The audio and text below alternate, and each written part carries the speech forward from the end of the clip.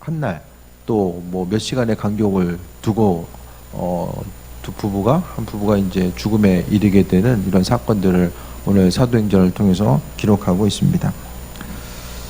아나니아라는 사람이 아내 삽비라와 더불어 소유를 팔아 그 값에 얼마를 감춤해 아내도 있더라. 얼마만 가져다가 사도들의 발 앞에 두니. 우리 인간적인 생각을 통해 보게 되면 땅을 팔아서 드릴 만큼 뭐 드리고 나머지 본인이 갖고 하면 될 텐데 이것이 뭐 이렇게 죽을 죄냐라고 생각할지 모르겠지만은 오늘 쉽게 이야기하면은 아나니아와 삽비라가 죽은 것은 영적인 불순물, 초대교회의 역사 가운데서 영적인 불순물들이 제거되는 사건을 이야기합니다. 아나니아와 삽비라 예를 통해 보게 되면 구약에서의 가장 비슷한 예로 많은 사람들이 대비하는 것이 아간의 범죄를 이야기합니다. 아간이 이제 여리고성 전투 이후에 자신의 하나님께서 하지 말라고 했잖아요. 숨기지 말고 모든 것 다 진멸하라고 말씀하셨는데 그것을 숨기게 됩니다. 그래서 금과 또 외투, 그러니까 주님께서 하지 말라는 것들을 또 숨기게 되죠. 그러니까 성경은 아나니아와 삽비라가 오늘 본문에 나와 있는 것처럼 그 값에서 얼마를 감추었다라고 하는 이 감추었다는 표현과 또 구약 성경에 있어서의 아간이 감추었다라는 표현을 동일한 언어를 사용합니다. 신약은 헬라어잖아요. 구약은 히브리어. 그런데 헬라어로 번역하는 이런 과정 가운데서 히브리어에서 썼었던 아간에게서 사용했었던 그 단어를 차용해서 가져오게 돼요. 공통점이 있어요. 출애굽 이후에 이스라엘 민족들이 여리고성 이후에 그들이 이제 가나안 땅에 입성했다라는 것은 출발점이에요. 나라와 민족으로서 새로운 출발을 해야 되는 그 입장에 있었고 오늘 초대교회 사건 사도행전 5장은 여전히 초대교회 상황들을 이야기하고 있는데 그 초대교회 상황 가운데서 오늘 본문의 내용들도 보게 되면은 초대교회가 하나님의 이끄심과 성령 충만의 역사 가운데 새롭게 출발해 나아가는 이런 과정들 자체에 대해서 또 이야기하고 있어요. 그러니까 크신 역사, 신구약을 두 가지를 통해서 봤을 때에 새로운 하나님의 백성으로서의 출발을 해야 되는 그런 절박한 상황 가운데 놓여 있었는데 그 가운데서 문제는 어떤 새로운 출발점 자체는 누구에게나 힘들고 어려운 과정으로 다가올 수밖에 없거든요. 그러니까 처음 시작은 그 어느 때보다도 그리스도 예수 주님을 발견하고자 하고 충만한 은혜와 인도하심과 예비하심 가운데 그러니까 그리스도 예수 죄로부터 구별된 하나님의 은혜 죄와는 상관없는 그분을 바라보고 그분을 닮아가고자 하는 그 마음이 중심이 없으면 이 처음 시작 초대교회든지 이스라엘 민족들의 가나안 땅 입성이라든지 둘 다 이겨낼 수 없는 이런 절박한 상황들이 있었음을 또 이야기하게 됩니다. 그런데 오늘 본문 가운데서 얼마를 감추고 그 다음에 얼마를 가져다가 사도들의 발 앞에 두었다라고 이야기합니다. 그러니까 오늘 본문 가운데서는 불순물이 제거되는 이런 과정들을 또 보게 되고 또 하나는 4장 35절을 보게 됩니다. 사도들의 발 앞에 두매 그들이 각 사람의 필요를 따라 나눠주었다. 그러니까 성도들이 이제 각 사람의 필요를 따라 나눠주었는데 그 대표적인 예가 37절에 보면은 36절 보죠. 구브로에 선한 레위족 사람이 있으니 이름은 요셉이라 사도들이 일컬어 바나바라 번역하면 유리 아들이라니 그가 밭이 있음에 팔아 그 값을 가지고 사도들의 발 앞에 두니라라고 이야기합니다. 지금 똑같이 밭을 판 두 사람이 나온 거예요. 그래서 4장 마지막 구절 37절에는 밭을 팔아서 이제 사도들의 발 앞에 두었다라고 이야기한 한 사람과 또 한 사람, 그러니까 바나바의 이야기가 나오고 아나니아와 삽비라의 이야기가 계속해서 나오게 되는 거죠. 그러니까 여기서 지금 뭘 이야기하냐면 성령 충만함의 역사 자체가 오늘 본문을 통해서 이해가 나오고 있어요. 그러니까 좋은 예, 하나님의 은혜와 인도하심 가운데서 자신의 소유를 팔아서 나누었었던 성령 충만함의 역사 가운데 아주 긍정적인 반응을 보였었던 한 사람이 나오고, 그 반대로 이제 아나니아와 삽비라의 예를 통해서 나오게 됩니다. 아나니아와 삽비라는 오늘 본문을 통해 보게 되면 이제 바나바가 먼저 자신의 소유를 팔아서 나누어 주고, 그것을 통해서 초대교회 가운데서 어떤 명성을 얻게 되는 이런 과정들 자체를 이야기합니다. 그 모습을 보고 나서 아나니아와 삽비라 역시 자신의 소유를 팔아서 나누어 주고, 또 어떤 눈에 보이는, 그러니까 여기서에 있어서 밭을 팔았다라는 것은 초대교회 역사 가운데 성령 충만함으로 인도하심 받아 나아가는 이런 과정들이라기보다는 사람들에게 좀 보이고자 하고 자신의 소유를 팔아서 나눠주는 것, 일부를 나눠줌을 통하여서 스스로의 어떤 명예를 얻고자 하는 그런 부분들도 본문 가운데 분명히 있어졌던 것으로 보여지게 됩니다. 그런 예들을, 그러니까 성경 가운데서 왜 갑자기 4장 37절을 통해서 바나바, 36절 37절을 통해서 바나바를 이야기하고 바로 5장을 통해서 첫 번째에 왜 아나니아와 삽비라 이야기를 이렇게 붙여서 연달아서 지금 한 구절 사이로 왜 붙여서 이야기하는가? 그것을 봤을 때에 우리의 심령 자체, 하나님의 은혜와 인도하심을 받아서 나아가는 우리의 삶의 모습, 그 충만한 삶을 누려야 되는 우리의 삶의 모습이 어떠해야 되는지를 분명하게 이 두 사람의 대비되는 이런 상황들을 통해서 우리가 나아갈 바가 무엇인지를 본문을 통해서 분명하게 말씀하고 있습니다.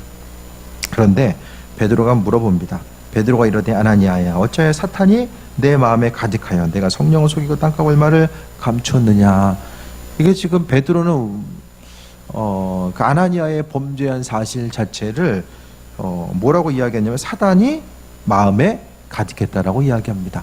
사단은 우리로 하여금 끊임없이 범죄에 노출하게 하고 성령 충만함과 그 인도하심 가운데서 살아가지 못하게 하는 이런 과정들 자체를 계속해서 우리 약한 부분을 계속해서 찌르는 거죠.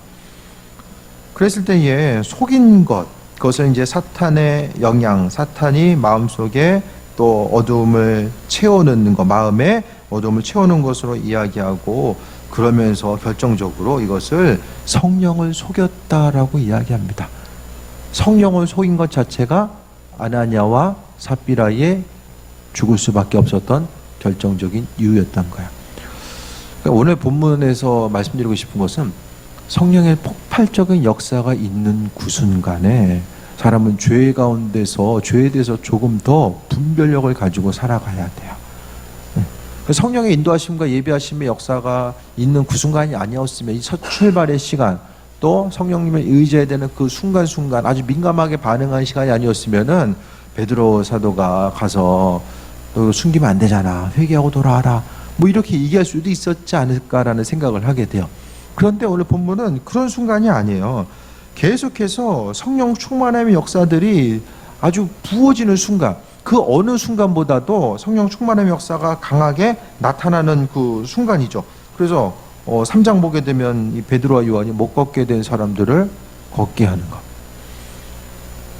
그러니까 믿는 자로서 우리들이 성령님의 이끄심과 인도하심에 대해서 그 역사가 무엇인지를 알고 있고, 또 하나님의 이 땅 가운데 어떻게 일하시는지를 알고 있고, 그 예비하심에 대해서 경험한 사람들은 죄로부터 조금 더 민감해야 되는, 다른 사람보다, 알지 못하는 사람보다 더욱더 민감해야 되는 그런 그 마음의 중심, 책임감이 분명하게 있어져야 된다는 것을 이야기합니다. 그 비근한 예로서 구약에서도 출애굽 당시에 초반부터 그들의 불만, 불평을 계속해서 했거든요. 근데 초반에는 하나님이 책망하지 않으셨어요. 힘들지? 그래.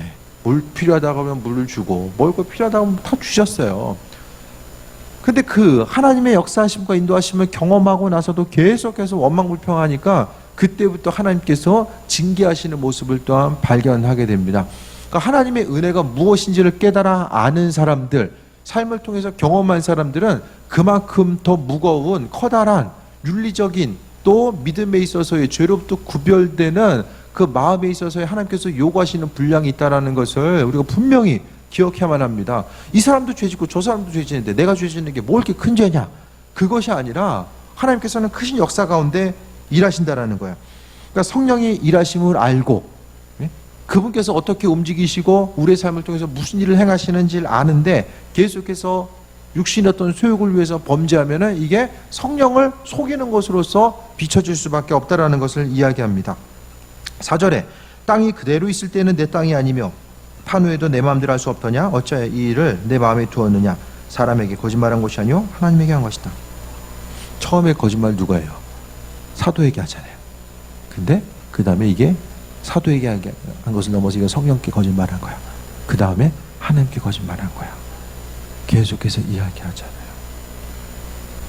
결국 이것은 한 성령님의 일하심, 성령 충만함의 그 역사 가운데 나아가는 우리의 삶은 하나로서 다 연결되어 있다는 거예요.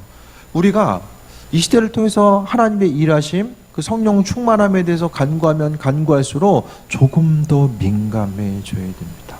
죄에 대해서, 의에 대해서 아주 민감하게 우리가 반응해야 됩니다. 귀한 거, 비싼 거.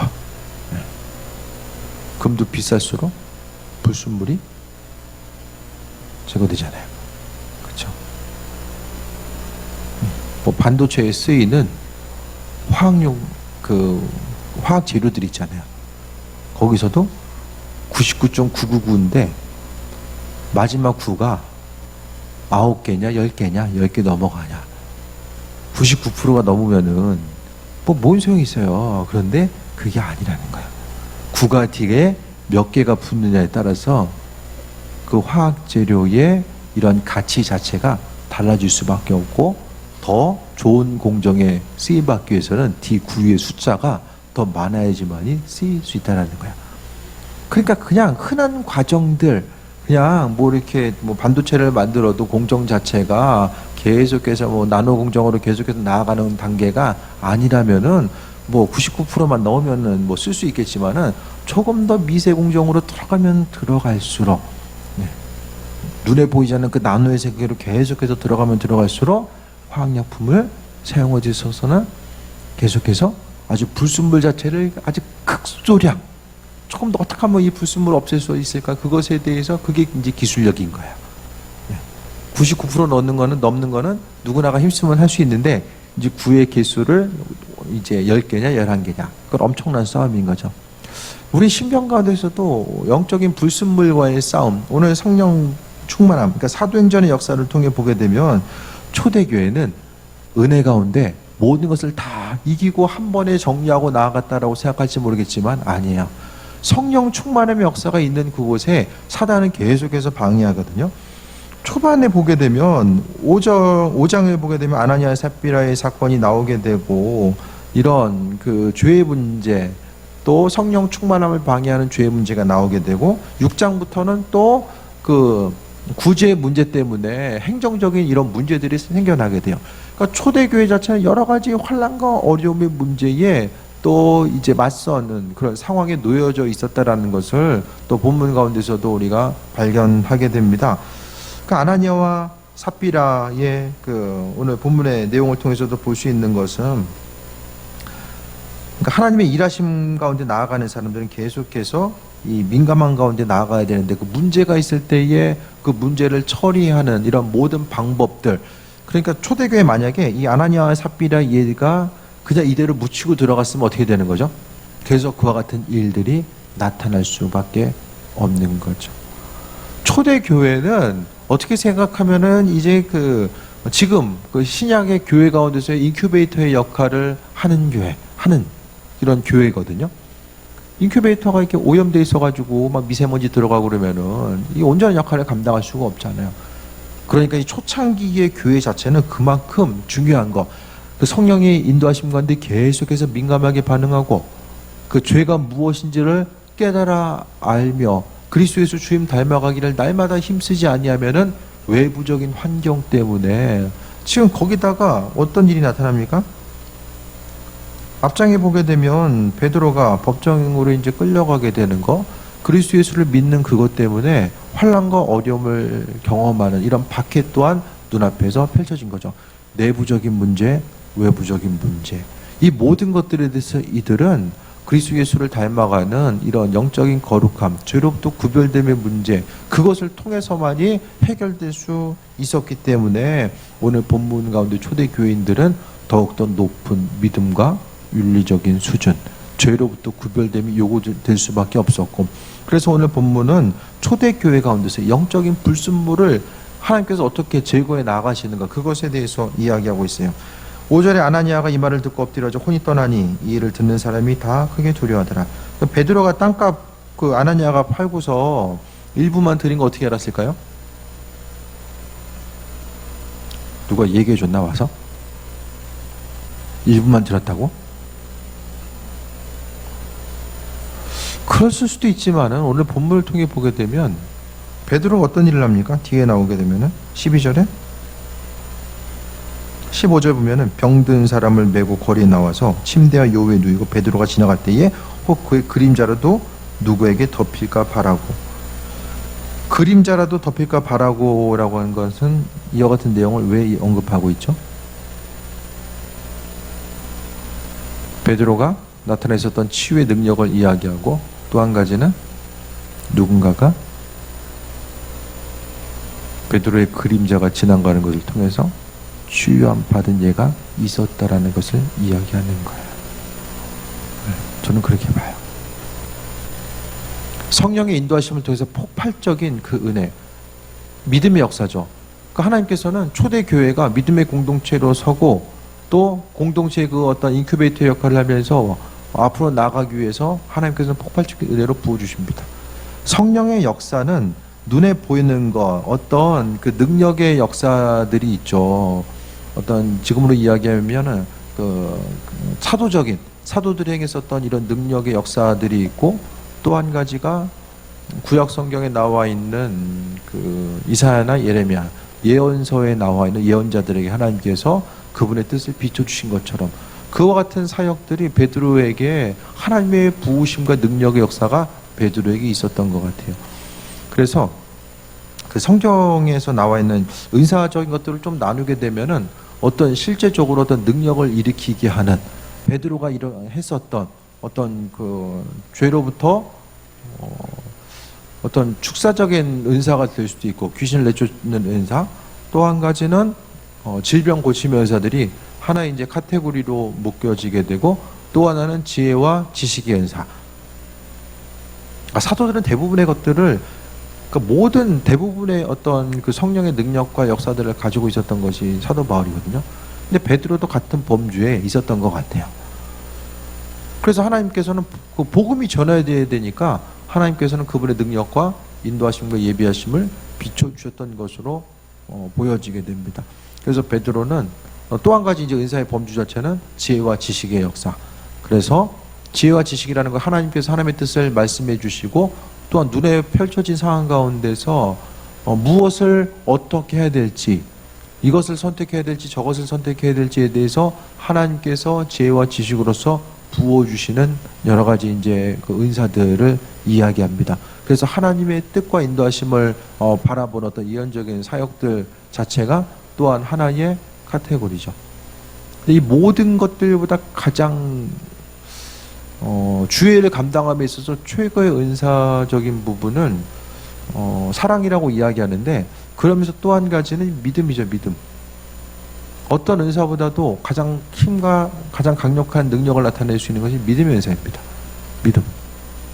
그게 최고의 은사예요. 어떤 일이 있을 때에 강단에서 선포되는 말씀을 어떤 사람은 하나님께서 이루실 줄 믿고 받아들이는 거예요. 어떤 사람은 아유 뭐 그게 되겠어? 이렇게 생각하는 사람이 있는가 하면, 정말 믿음의 은사가 가진 사람은 믿음으로 받는 거예요. 그래서 실제적으로 그것이 하나님의 말씀으로 믿어지고, 믿어진다라는 것, 성경에서의 믿음이라는 것은 주일날도 말씀드리겠지만은 행하는 것, 행하는 것까지를 이야기해요. 성경에서 믿는다라는 것. 그러니까 믿음하면은 그냥 하나님께서 그리스도 예수를 통해서 우리를 구원하시기로 마음먹으셨다는 그것만 믿음으로 이야기하거든요. 그것은 이제 칭의라고 해요. 의롭게 여기는 칭의. 칭의라는 것은 이것은 법률적인 개념과 연결되거든요. 그러니까 믿음에 있어서의 가장 핵심적인 부분 칭의, 그리스도 예수를 통해서 우리를 구원에 이르게 하셨다라는 그 칭의로 이루어진 칭의적인 이 개념으로서 이야기할 수 있는 그 믿음에 대해서 이게 핵심인데 그게 전부가 아니라는 거예요. 그 다음에는 칭의, 그러니까 내가 가지고 있는 믿음은 반드시 행함을 통해서 증명돼야 됩니다. 칭의에 의해서 칭의적인 믿음에 머물러 있으면 뭐가 되냐면 나는 구원받았기 때문에 나는 행위는 어떻게 해도 돼. 한번 구원받았는데 뭐 죄 있는 거 하나님께 용서하시겠지. 그게 구원파예요. 행위에 신경을 안 써. 그게 구원파예요. 믿음의 그 여러 가지 이제 부분들을 종합적으로 우리가 분명히 인식하면 나아갈 수 있어야만 합니다. 계속 보겠습니다. 하나님께 거짓말한 것으로 이야기했을 때에 아나니아가 이 말을 듣고 엎드려져 혼이 떠나니 이 일을 듣는 사람이 다 크게 두려워하더라라고 합니다. 은혜로서 나아가는 그 은혜의 순간도 있었지만 초대 교인들에게 있어서는 또 두려움의 요소로서 또 다가왔던 순간들이 있었음을 이야기합니다. 죄 가운데, 그러니까 이와 같은 모습을 보게 되면 초대교회 교인들이 이 죄의 개념에 대해서 얼마나 민감하게 반응했어야 되는지를 오늘 본문 가운데 분명하게 발견하게 됩니다. 그래서 젊은 사람들이 일어나 시신을 싸서 메고 장사하니라. 결국 성령을 속이고 사도를 속이고 성령을 속이고 또 하나님을 속인 것으로 인하여서 책망받을 수밖에 없었던 이런 상황들 자체에 대해서 생각했을 때에 우리가 정말 하나님의 일하심을 보기 원합니다. 지금 성령 충만함 가운데 내가 더 쓰임받길 원합니다. 하나님의 선하신 뜻을 분별하기 원합니다라고 생각한다면은 우리 인생 가운데 성령과 상관없는 그 인생의 죄로 인한 이 불순물을 없애기 위해서 우리 믿음의 순도를 높이기 위해서 얼마나 마음의 중심 자체를 민감하게 반응해야 되는가. 날마다 기도할 때는 주님 초대교회의 역사를 우리에게 허락하셔서 주의 일에 존재하게 쓰임받기 원합니다. 기도하되 죄에는 아주 크게 문을 열어놓고 죄 짓는 것에 있어서 전혀 거리낌과 가책 없이 살아가게 되면은 이건 정말 주님 보시기에 합하지 않은 문제로서 다가올 수밖에 없다라는 것을 이야기합니다. 7절에 3시간쯤 지나 그의 아내가 일어난 일을 알지 못하고 들어오니 베드로가 또 물어보죠.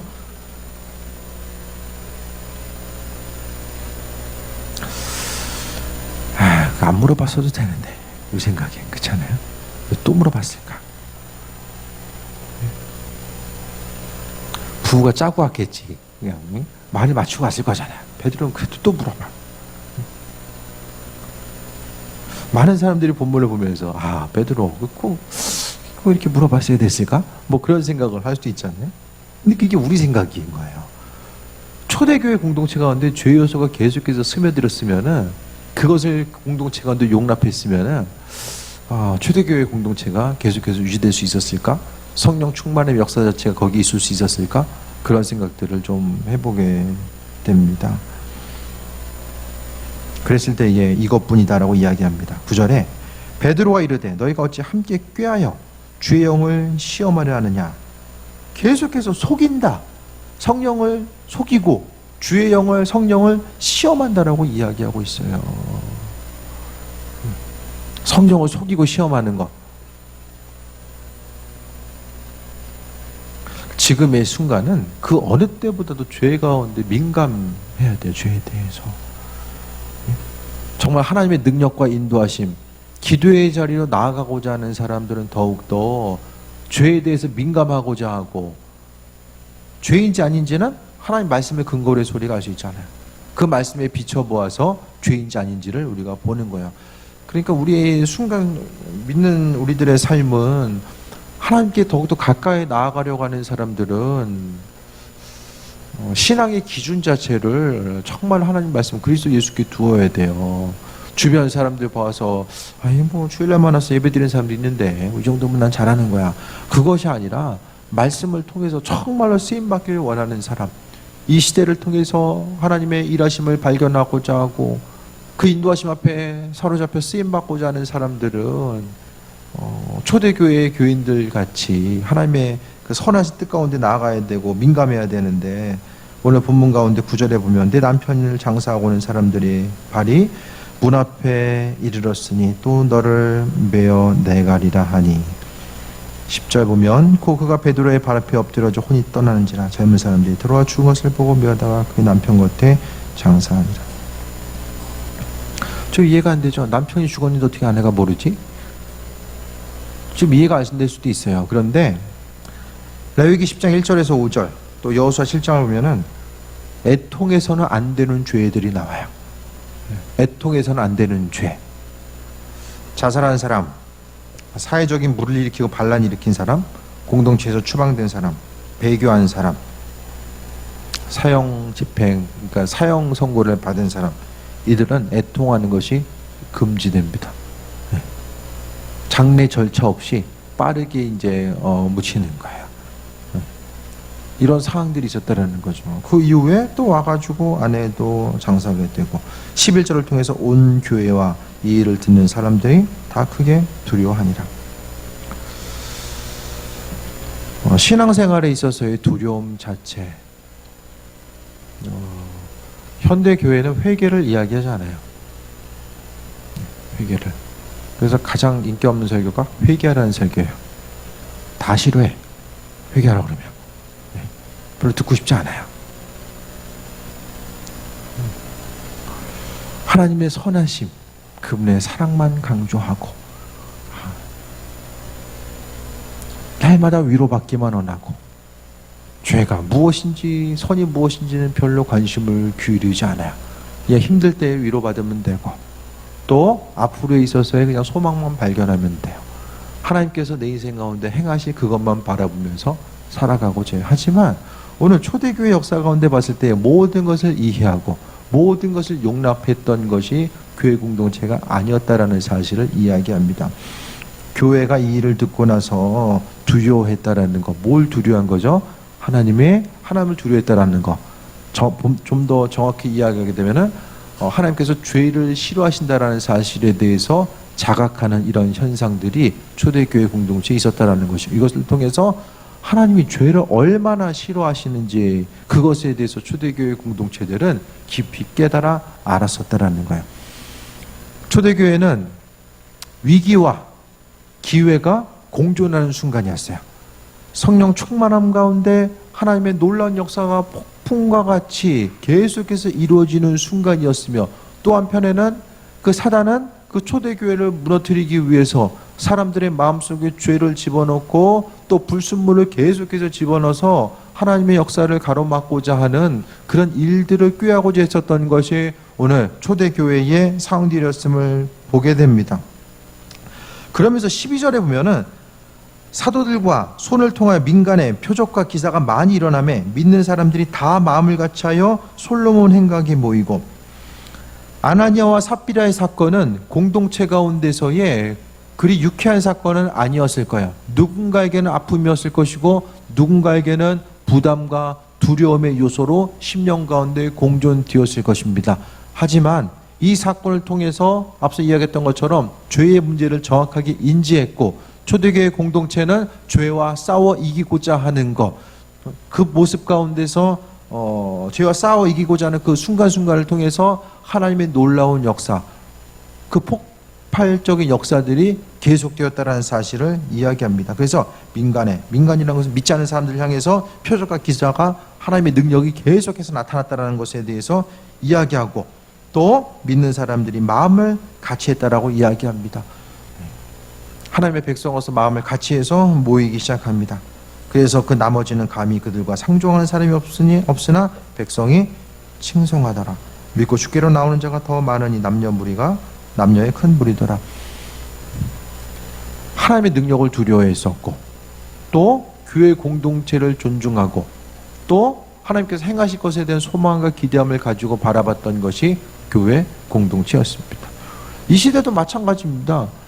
우리가 죄로부터 구별되고 하나님의 능력과 인도하신 그 성령 충만의 역사를 우리가 경험하고 나아감을 통해서 하나님께서 이 시대 가운데 교회 공동체를 통해서 어떤 일을 어떻게 행하시는지에 대해서 그것을 우리가 비칠 수 있다면 세상으로 비춰지는 빛을 보고 믿지 않는 사람들은 교회 공동체로 모일 수밖에 없다라는 것에 대해서 또 말씀드립니다. 우리가 해야 될 것은 하나님 말씀에 민감하고 그분의 인도하심과 예비하심을 바라보는 거예요. 그랬을 때에 하나님께서는 치유의 역사 15절을 통해서 다시 한번 보면 베드로가 지나갈 때에 그의 그림자라도 누구에게 덮일까 바라고. 얼마나 충만한 믿음의 역사예요. 믿음. 이게 믿음이잖아요. 하나님께서 베드로를 통해서 일하신다는 그 믿음 때문에 많은 사람들이, 병든 사람이 지금 그때 뭐 휠체어가 있었겠습니까? 누워있는 사람들이고 움직이는 것 자체, 그럼 움직이는 그 행하는 믿음 자체가 민간에 퍼지게 되었다는 것이고, 또 한 가지는 16절에 예루살렘 부근에 수많은 사람들도 모여 병든 사람과 더러운 귀신에게 괴로움받는 사람을 데리고 다 나음을 얻으니라라고 합니다. 예수님의 사역, 제자들의 사역, 제자들이 예수님의 사역을 하고 있는 거예요. 지금 예수님의 제자들은 예수님이 이 땅에 오셔서 행하셨던 그 전대 패턴을 그대로 가지고 옵니다. 왜? 보고 들은 것이 그거였기 때문에. 그래서 신약께서, 예수님께서는 하나님의 능력이 본인에게 있고 하나님으로부터 받은 능력을 본인이 가지고 있으며 그 능력을 제자들에게 위임하시고 파송하시면서 내가 세상 끝날 때까지 너희와 함께 있을 것이다 라고 말씀하시면서 제자들을 파송하시고, 또 그 중심 가운데 너희는 내가 행했던 나보다 더 큰 능력에 대해서 행할 것이다 라고 분명하게 선포하시고 말씀하셨습니다. 그래서 이 시대 가운데서는 오늘 본문 가운데 사도들의 역사와 기적과 표적과 능력, 그게 아니면 신앙생활을 우리는 그냥 그럭저럭 할 수 있을지 모르겠지만은 믿지 않는 이들을 향해서 증거할 수가 없다라는 거예요. 시기적으로 이때나 지금이나 정말 어려움의 시기를 우리가 살아가고 있잖아요. 그러니까 제자들도 그 당시에도 정말로 고통 가운데 있었지만 그 위기의 순간을 어떻게 이겨나갈 수 있을까에 대해서 그들은 예수님 이후에 고민했었고, 하지만 그들은 주님께서 행하셨던 것에 대한 그 믿음 자체가 있었고, 예수님께서 그들에게 권한을 위임해 주셨고, 지금도 어떤 사람들에게 복음 전파하고자 하는 사람들에게 권한을 위임해 주시는 거예요. 하나님의 놀라운 역사와 인도하심과 예배하심, 그것을 경험하는 사람들은 바로 하나님께서 복음 전파에 관심을 기울이고 있는 그 한 사람 한 사람, 그게 누구인지를 보시면서 하나님 예배하신 것들을 우리에게 부어주시는 거죠. 그러니까 믿는 자로서 우리가 모든 것을 이겨나갈 수 있는 것은 하나님의 능력밖에 없어요. 32절부터 그 앞장 32절부터 보게 되면 공동체 가운데 한 마음과 한 뜻이 되어서 나아가고자 했었던 그 바나바의 이야기를 통해서 하나님의 은혜의 축복을 이야기하고, 5장 1절부터 11절까지는 교회 공동체의 위기를 이야기합니다. 그 다음에 12절부터 16절까지는 사도들이 표적과 기사와 능력을 이야기하는 하나님의 은혜의 축복을 이야기하고, 17절부터는 또 사도들이 박해와 어려움을 2차 투옥을 경험하게 된 이 고난을 이야기하거든요. 그러니까 교회 공동체는 하나님의 축복과 위기, 축복이 있으면 축복대로, 또 위기가 있으면 위기대로 그들은 더욱더 견고하게 그리스도 예수 주님을 의지하며 성장해 나아갔었던 이 공동체의 상황들에 대해서 보게 됩니다. 그래서 우리가 정말로 쓰임받고자 하면은 먼저는 믿지 않는 한 사람 한 사람에게 관심을 기울여야 돼요. 영혼 구원, 그것에 대해서 정말 마음을 두어야 됩니다. 그래서 믿지 않고 죽어가는 사람들을 향해서 안타까운 마음을 가져야 되고, 그것이 하나님 아버지의 마음이잖아요.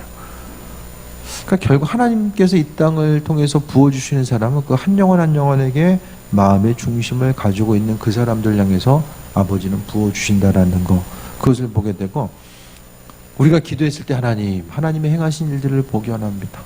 성령 충만함 가운데 이 마지막 때의 아버지 일하심을 보기 원합니다. 그것에 대해서 소망감 있는 사람들은 영적으로 더 민감해져야 돼요. 민감해져야 되는 건 두 가지죠. 죄에 대해서 민감해져야 되고, 하나님의 선하신 뜻과 인도하심이 무엇인지에 대해서 오늘 하루를 향한 그분의 음성, 그 인도하심에 대해서 민감해야 돼요. 들으려고 하는 사람은 민감해질 수밖에 없어요. 그러니까 듣는 훈련을 계속해서 해야 돼요. 듣는 훈련을 하는 사람들은 뭐합니까?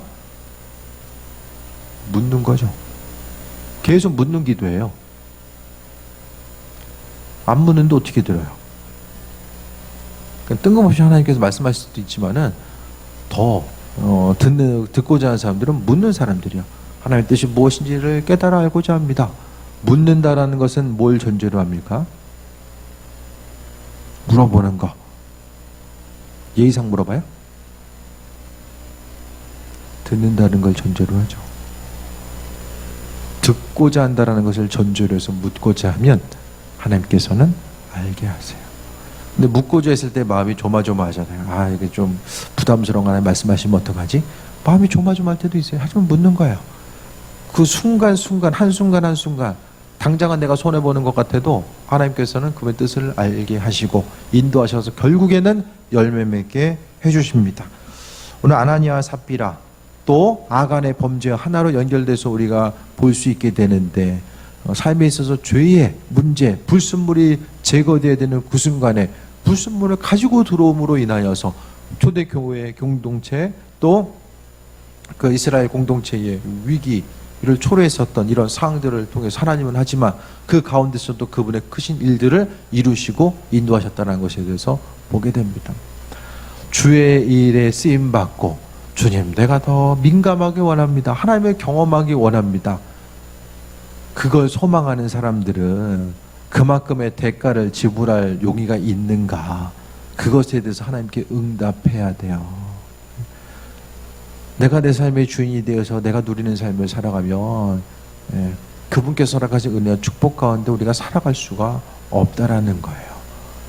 그래서 민감한 거, 그냥 이전에는 그냥 지나쳐 버렸었고 별로 관심 없는 그것들이 어느 순간 다가오면서 점점 더 힘들죠.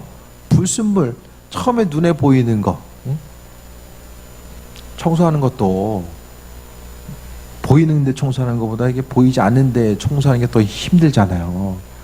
조금 더 주님 앞에 다가가면 다가갈수록 내가 이 버려야 될 것들, 처음에는 그냥 쉽게 버릴 수 있는 것들부터 버리지만은 점점 더 가면 갈수록 말씀에 비춰보아서 내가 버리기 힘든 부분들이 있어요.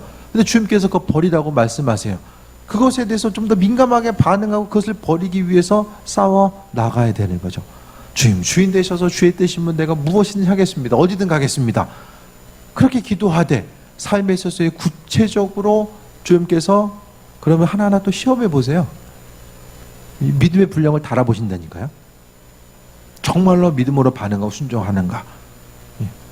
그것에 대해서 하나님께서는 달아보신다는 거예요. 민감해야 됩니다. 민감해야 됩니다. 하나님 말씀 앞에 민감해야 되고 성령 충만함, 성령의 음성에 대해서 민감해야 됩니다. 그러니까 성령께서 이 세상 가운데, 이 땅 가운데 일하시고 인도하신다는 것을 알고 있으면서 그것에 대해서 반응하지 아니하고 내 생각대로 관점대로 움직이게 되면은 사도를 속이고 또 성령을 속이고 하나님을 속이는 이런 일들, 오늘 본문에서 나와 있는 이런 일들이 발생할 수밖에 없다라는 것입니다.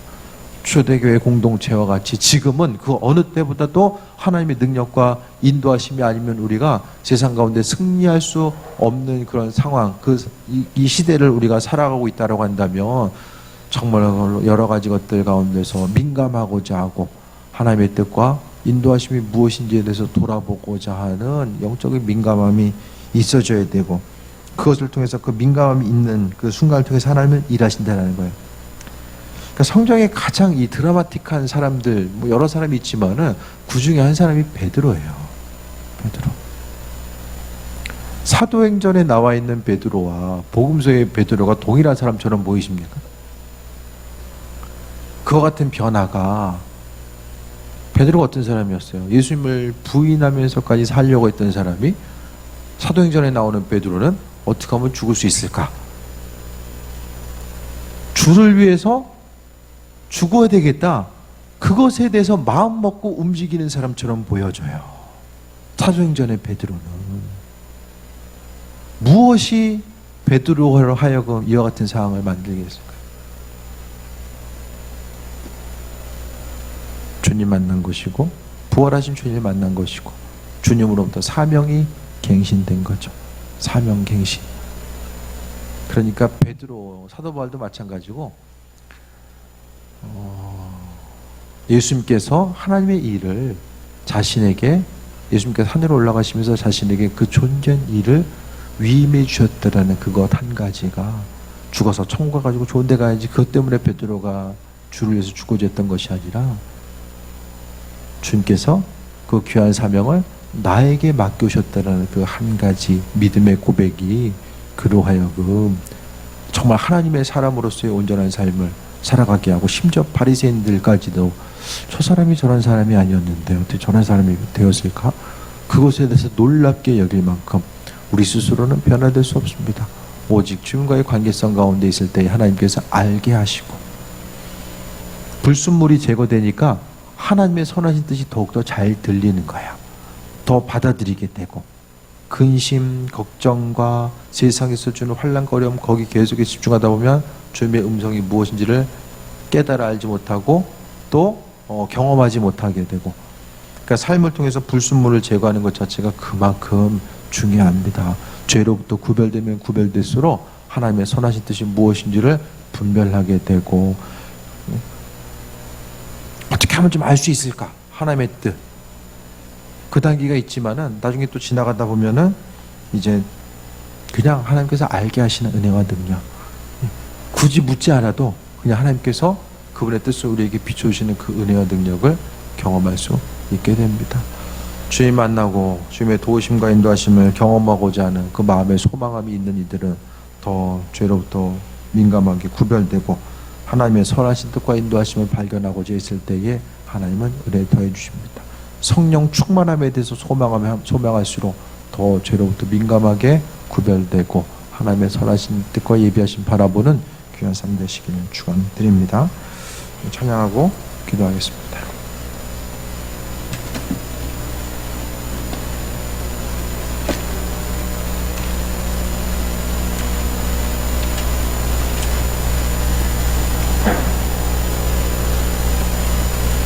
(358장) 찬양하고 기도합니다.